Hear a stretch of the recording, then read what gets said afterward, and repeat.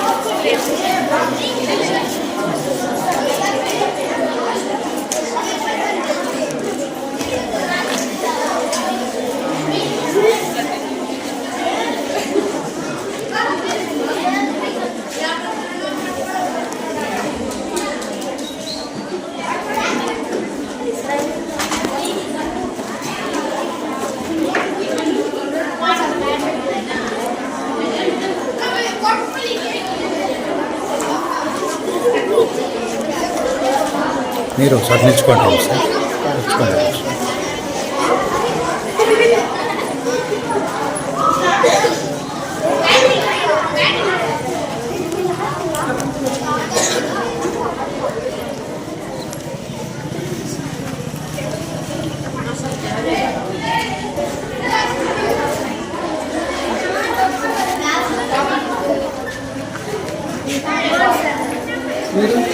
ఉండలేదు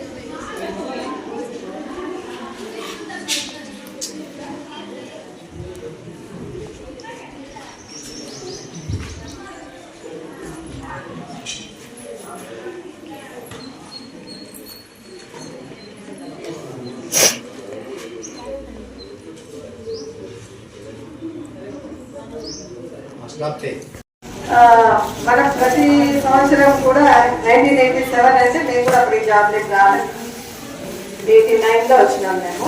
సో మేము జాబ్లెట్ క్లాస్ నుంచినే జరుగుతాను, కానీ చాలా సంవత్సరాల నుంచి హై స్కూల్లోనే జరిగేది సైన్స్ డే. ఎలిమెంటరీ స్కూల్స్లో అంతా జరిగేది కాదు. ఇప్పుడు ఎలిమెంటరీ స్కూల్లో కూడా జరుగుతారు. కొన్ని సంవత్సరాల తర్వాత నుంచి, కొన్ని సంవత్సరాల క్రితం నుంచి ఎలిమెంటరీ స్కూల్లో కూడా ఈ సైన్స్ డేని మనము జరుపుకుంటాము.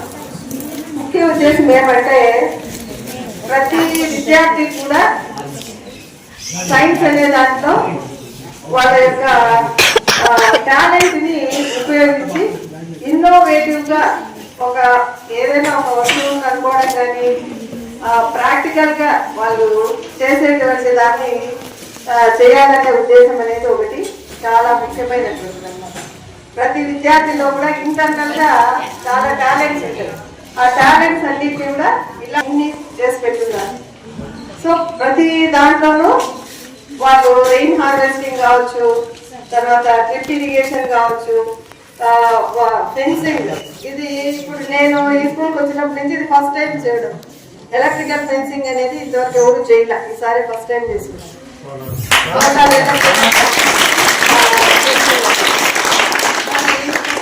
పని చేస్తాం. సో ఇట్లా మనం వర్కింగ్ మోడల్స్ కి చాలా ఇంపార్టెన్స్ ఇవ్వాలి. ఎక్కడైతే ఇది చిన్నది, ఈ చిన్న దాని నుంచినే మనము పెద్ద ప్రాజెక్ట్ ని తయారు చేస్తాం. ఆ ప్రాజెక్టు మనం కొత్తగా చేసినటువంటి ప్రాజెక్ట్ మనమే తయారు చేసినాం అనుకోండి, దాని మీద మనం ఒక పేటెంట్ హక్కును కూడా సంపాదించుకోవచ్చు. సో మీరు ఇప్పటి నుంచి కూడా మీరు ఈ విధంగా అన్ని విషయాల్లోనూ ఇన్నోవేటివ్గా ఉండి చక్కగా నెక్స్ట్ ఇయర్ ఇంకా బాగా చేసి మంచి